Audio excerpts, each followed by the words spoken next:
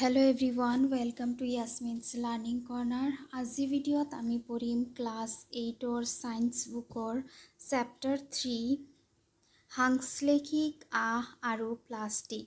সাংশ্লেষিক আহ মানে হৈছে সূতা। যিবোৰ সূতাৰ সহায়ত আমাৰ কাপোৰ তৈয়াৰ হয় সেইবোৰক আহ বুলি কোৱা হয়। সাংশ্লেষিক মানে হৈছে কৃত্ৰিম, সিনথেটিক। আৰু প্লাষ্টিকটো জানাই, যেতিয়া তুমি নিজৰ চাৰিওফালে দেখা তেতিয়া বহুত এনেকুৱা সামগ্ৰী দেখা পোৱা যিবোৰ প্লাষ্টিকৰ সহায়ত তৈয়াৰী। যেনেকুৱা প্লাষ্টিকৰ বেগ দেখিবলৈ পোৱা হয়নে, বজাৰ কৰিবলৈ যদি যোৱা, বজাৰত যদি যোৱা, আৰু বজাৰত যাব নালাগে, এনেও য'তে ত'তে প্লাষ্টিকৰ বেগ পৰি থাকে যিবোৰ প্লাষ্টিকৰ সহায়ত তৈয়াৰী। তাৰপিছত প্লাষ্টিকৰ কাপ দেখিবলৈ পোৱা যায়, বাকেট যিবোৰ আছে সেইবোৰ প্লাষ্টিকেৰে তৈয়াৰী হয়। গাড়ীৰ চকাসমূহ প্লাষ্টিকৰ দ্বাৰা তৈয়াৰী হয়। যিবোৰ জোতা থাকে, শ্বুজবোৰ প্লাষ্টিকেৰে তৈয়াৰী হয়। বা তুমি মূৰ ফনিওৱাতে যিটো কোম ব্যৱহাৰ কৰা, যিটো ফণি ব্যৱহাৰ কৰা, সেইটো প্লাষ্টিকেৰে তৈয়াৰী হয়। চ' এনেকুৱা বহুত সামগ্ৰী আছে যিবোৰ আমি ৰাতিপুৱাৰ পৰা ৰাতিলৈকে ইউজ কৰোঁ আৰু সেইবোৰ প্লাষ্টিকৰ দ্বাৰা তৈয়াৰী হয়। যেতিয়া তুমি কোনোবা এখন দোকানত যোৱাৰ পিছত যিজন দোকানী থাকে, দোকানীক যদি তুমি কাপোৰ বিচাৰিলে দোকানীয়ে তোমাক সোধে যে কেনেকুৱা সূতাৰ কাপোৰ লাগে, কটনৰ লাগে নে, কটন মানে হৈছে সূতাৰ কাপোৰ লাগে নে, তোমাক চিল্কৰ কাপোৰ লাগে নে, নাইলনৰ লাগে নে, ৰিয়নৰ লাগে নে, পলিষ্টাৰৰ লাগে, এনেকৈ সোধে।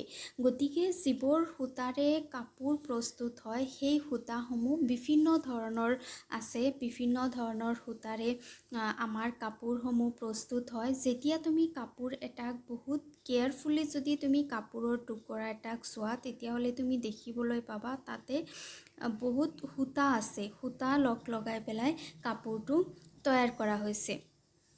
এতিয়া এই যিবোৰ সূতা আছে, সূতাসমূহ কি কৰা হয় যে মেচিনত দিয়া হয়, মেচিনত দি পেলাই ইয়াক কাপোৰৰ ৰূপত উলিয়াই অনা হয়। এতিয়া সূতা বাদ দিয়া, যদি তুমি কাগজৰ টুকুৰা কেইটামান লোৱা, কাগজৰ টুকুৰা কেইটামান ল'লে তুমি এই কাগজৰ টুকুৰা কেইটাকো লগাব পাৰিবা। এনেকৈ লগাব পাৰিবা, বিভিন্ন উপায়ে লগাব পাৰিবা। যদি হাতেৰে নোৱাৰা তেতিয়াহ'লে মেচিনেৰে তুমি ইয়াক লগাব পাৰিবা। ঠিক তেনেদৰে যিবোৰ কাপোৰ আছে, কাপোৰসমূহ হৈছে এনেকুৱা ধৰণৰ কিছুমান সূতাৰে তৈয়াৰী, য'ত সূতাসমূহক লগাই পেলাই বিভিন্ন ৰূপ দিয়া হয়।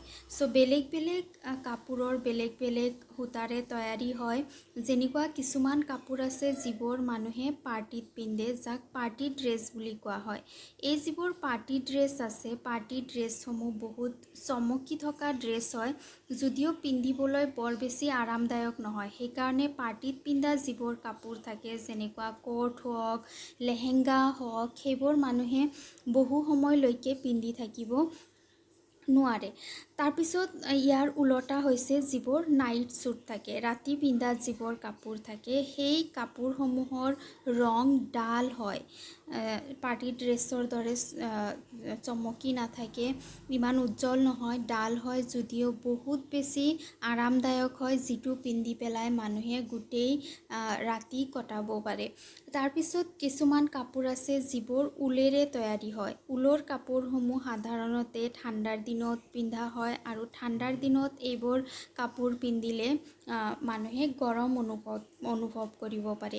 ইয়াৰ উপৰি যিবোৰ ছুইম ক্লথ আছে, ছুইম ক্লথ মানে যিবোৰ মানুহে সাঁতোৰা মানুহে কিছুমান কাপোৰ পিন্ধে চাবা, যিবোৰ কাপোৰ শৰীৰৰ সৈতে ষ্টিক হৈ যায়, শৰীৰৰ সৈতে একেবাৰে লাগি থাকে। আৰু এই যিবোৰ কাপোৰ আছে, কাপোৰসমূহে পানী এবজৰ্ব নকৰে, পানী শোষণ নকৰে। গতিকে যিবোৰ ছুইমাৰ আছে সেইবোৰে এনেকুৱা ধৰণৰ কাপোৰ বহু সময়লৈকে পিন্ধি থাকিব পাৰে।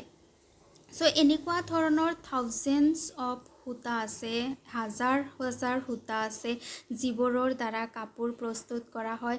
তাৰে ভিতৰত কেইটামান ইম্পৰ্টেণ্ট সূতা, কেইটামান ইম্পৰ্টেণ্ট আঁহৰ বিষয়ে আমি এইটো চেপ্টাৰত পঢ়িম।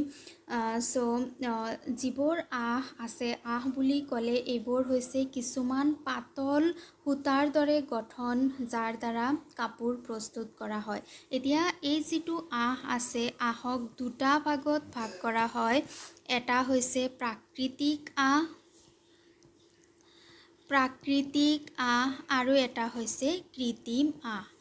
এই যিটো প্ৰাকৃতিক আঁহ আছে, প্ৰাকৃতিক বুলি ক'লে আমি গমেই পাওঁ তাৰমানে প্ৰকৃতিৰ পৰা যিটো সূতা পোৱা যায়, যেনেকুৱা প্ৰকৃতিত থকা গছ গছনি, জীৱ জন্তুৰ পৰা যিবোৰ সূতা প্ৰস্তুত হয় সেইবোৰক প্ৰাকৃতিক বুলি কোৱা হয়। আৰু এইটো সূতা প্ৰস্তুত হওঁতে বহুত বেছি তোমাৰ কি নালাগে, মেচিনৰ প্ৰয়োজন নহয়, ৰাসায়নিক দ্ৰব্যৰ প্ৰয়োজন নহয়, অতি সহজে এইটো সূতা পাব পৰা যায়।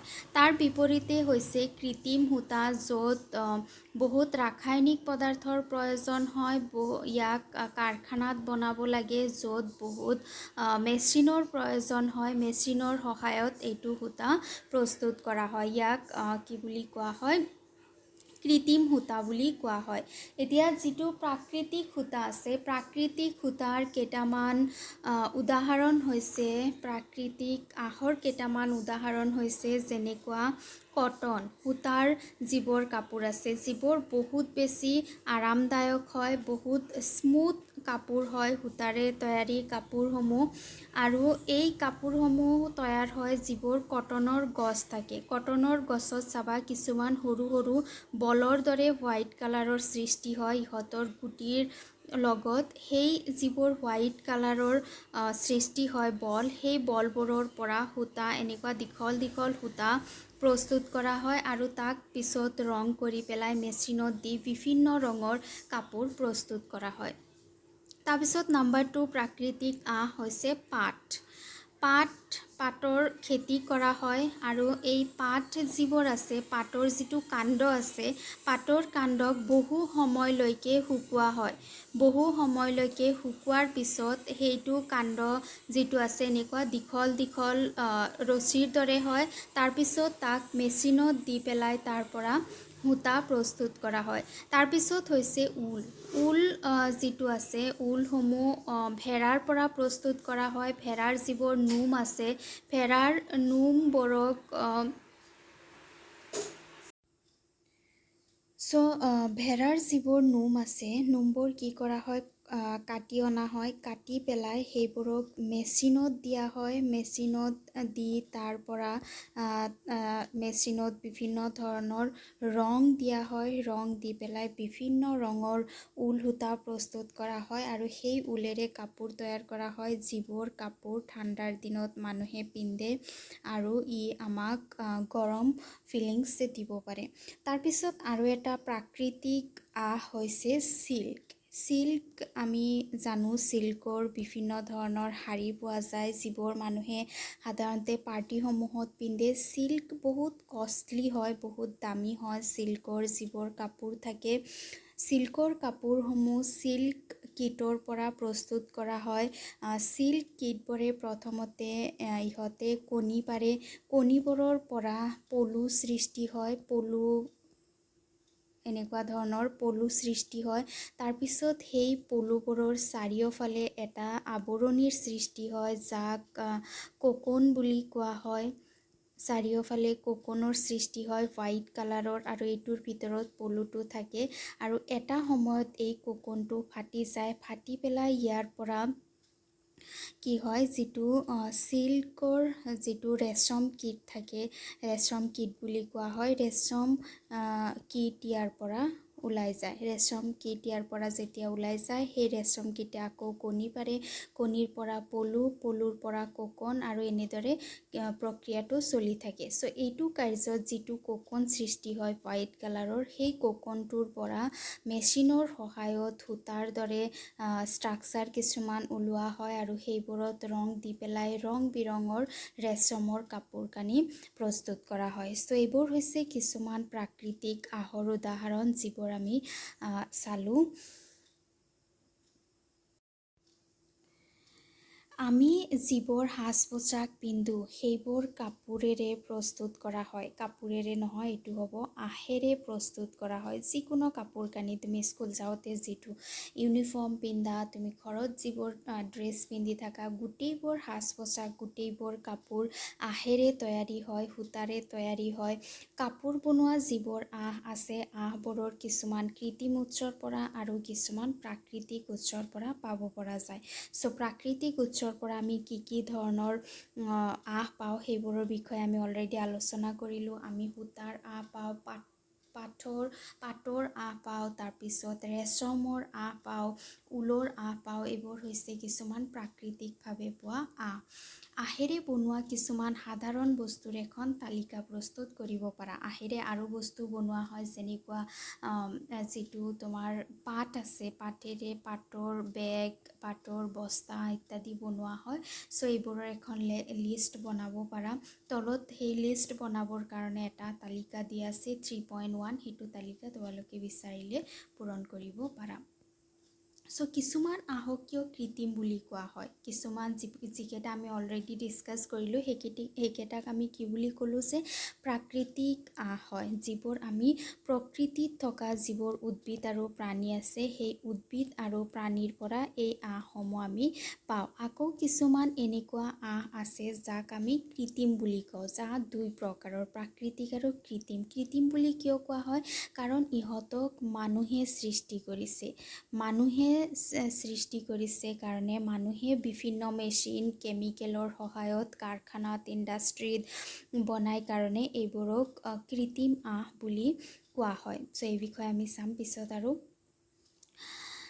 কপাহ, ঊণ, পাট আদিৰ নিচিনা আঁহবোৰক উদ্ভিদ প্ৰাণীৰ পৰা পোৱা যায়। আনহাতে সাংশ্লেষিক আঁহবোৰক মানুহে প্ৰস্তুত কৰে আৰু সেইকাৰণে ইহঁতক সাংশ্লেষিক বা মানৱ সৃষ্ট আঁহ বুলি কোৱা হয়। চ' কিছুমান আঁহ যেনেকুৱা এইবোৰ কপাহ, তাৰপিছত ঊণ, কপাহ মানে সূতা, যিটো আছে পাট, এইবোৰ হৈছে এনেকুৱা ধৰণৰ যিবোৰ আমি প্ৰাকৃতিৰ পৰা পাওঁ। আকৌ কিছুমান আছে যিবোৰ মানুহে প্ৰস্তুত কৰে আৰু যাক সাংশ্লেষিক আঁহ বা মানৱ সৃষ্ট আঁহ বুলি কোৱা হয়, যিবোৰৰ বিষয়ে আমাৰ এইটো চেপ্টাৰত পঢ়িব লাগিব। চেপ্টাৰত আমি সাংশ্লেষিক আঁহৰ বিষয়ে বেছিকৈ চাম। ত' এই যিটো সাংশ্লেষিক আঁহ আছে, সাংশ্লেষিক আঁহৰ বিষয়ে আমি নেক্সট ভিডিঅ'ত ডিটেইলছত পঢ়িম। আজি ভিডিঅ'ত ইমানখিনিয়ে। ভিডিঅ' ভাল লাগিলে লাইক কৰিবা। যদি আগৰ দুটা চেপ্টাৰৰ ভিডিঅ' তোমালোকে চোৱা নাই, চেপ্টাৰৰ কুৱেশ্যন এনচাৰৰ গোটেইখিনি আপলোড কৰা হৈছে, তেতিয়াহ'লে চাই ল'বা আৰু চেনেল ছাবস্ক্ৰাইব কৰিবা। Thank U.